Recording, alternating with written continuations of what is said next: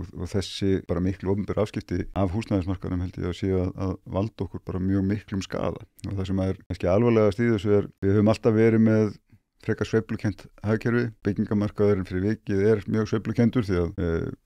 geta okkar til þess að fjárfesta í húsnæði þetta mjög tengt hagkerfinu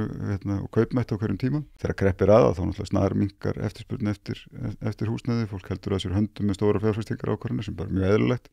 sem þýðir aftur á móti að í svo sveiflukentu umhverfi þarf skipulagstími, svona undirbúningstími framkvæmdarinnar að vera eins stuttur og hægt þannig að verktaki sem að fara af stað með verkefni í dag geti svona með sæmilegri vissu séð fyrir að umhverfið ætti að vera honum sæmilega hagfellt þegar kemur að því að setja íbúðunar á markað. Þetta orðin, bara byggingartími á